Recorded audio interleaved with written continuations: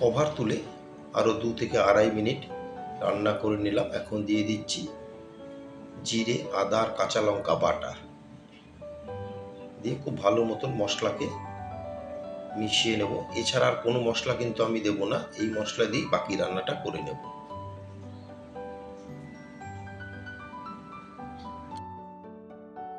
মশলাকে খুব ভালো মতন মিশিয়ে এখন রঙের জন্য দিয়ে দিলাম 1/4 টেবিল চামচ গুঁড়ো হলুদ দিয়ে হলুদকেও একবার ভালো মতন মিশিয়ে নেব। ঠিক এই সময় আপনারা চাইলে কিন্তু একটা টমেটো কেটে দিতে পারেন, তো আমি এখানে টমেটো দিচ্ছি না, দিয়ে দিলাম 3 থেকে 4 টেবিল চামচ টমেটো সস। এরকম পাতলা মাছের ঝোলে কিন্তু একটু টমেটো দিলে বেশ টেস্টি হয়। দিয়ে এবার টমেটো সসকেও খুব ভালো মতন ডাটা আলু মশলার সাথে কষিয়ে নেব।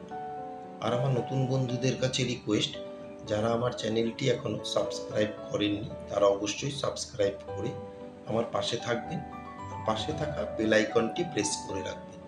যখনই আমি নতুন কোনো ভিডিও আপলোড করব সবার আগে নোটিফিকেশন আপনাদের কাছে পৌঁছে যাবে।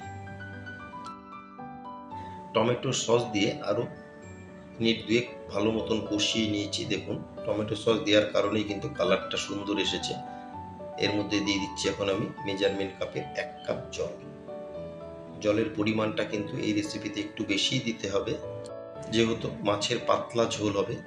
এবার জলের সাথে খুব ভালো মতন মিশিয়ে একটা কভার দিয়ে দিলাম, দিয়ে 7 থেকে 8 মিনিট হাই ফ্লেমে ঝোলকে ফুটিয়ে নেব।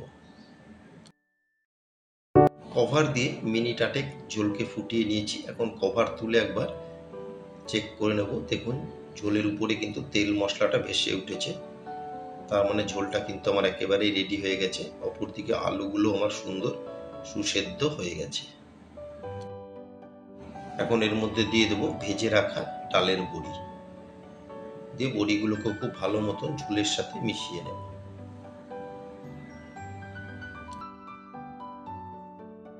বড়িকে খুব ভালো মতন ঝোলের সাথে মিশিয়ে এখন দিয়ে দিচ্ছি ভেজে রাখা মাছের পিস। মাছ দিয়ে আরও 4 থেকে 5 মিনিট রান্না করে নেব ঝোলের সাথে, যাতে মাছের ভিতরে তেল মশলাটা যায়।